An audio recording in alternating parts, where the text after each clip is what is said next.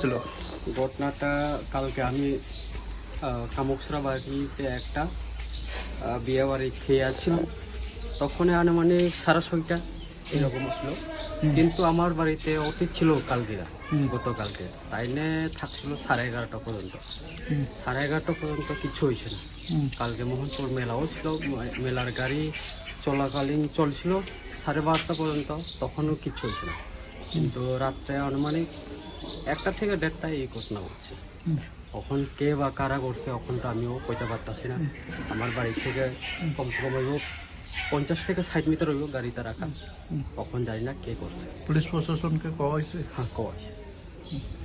কি মনে হয় আপনার যে কি কারণে আপনার উপর এই গাড়িটাতে আক্রমণ হতে পারে? বা এখন তো আমি কইতে পারতাছি না কেন কি কারণে মানুষ হইতে পারে। এত 14 মাস ধরে আমি এখানে থাকতেছি এই বাজারে, হেজামারা বাজারে। 14 মাস পরেও কিছু হয়েছে না, কিন্তু কালকে হঠাৎ করে কি হলো এটা আমি বলতে পারছি না। আপনার কি কোনো আভাস ছিল যে এই ধরনের কোনো কিছু হতে পারে? আপনি এখানে 14 মাস যাবত যে বসবাস করছেন। না, কেন কি সবার সঙ্গে আমার কোনো দুর্ব্যবহার ছিল না। সবার সঙ্গে আমি চলি, দোকানদার সঙ্গেও সবাই সঙ্গে চলি। যারা এখানে ব্যবসায়ী তাদের সঙ্গেও ভালো সম্পর্ক, কিন্তু এরকম ঘটনা ঘটতে পারে আমিও নিজে জানি না।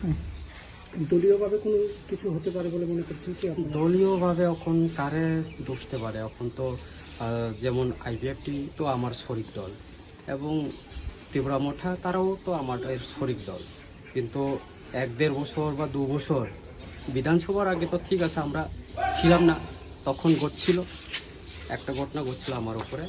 কিন্তু 23 বিধানসভার পরে তো আমার উপরে কোনো এখন পর্যন্ত ঘটনা হয়নি অ্যালায়েন্সের পরে। এই ঘটনাটা নিয়ে আপনারা কীভাবে দেখছেন দলীয়ভাবে? দলীয়ভাবে আমি উপরে জানাবো, আমাদের সভাপতি রাজ্য সভাপতিকে জানাবো এবং মুখ্যমন্ত্রীকেও জানাবো এই ব্যাপারটা কি নিয়ে।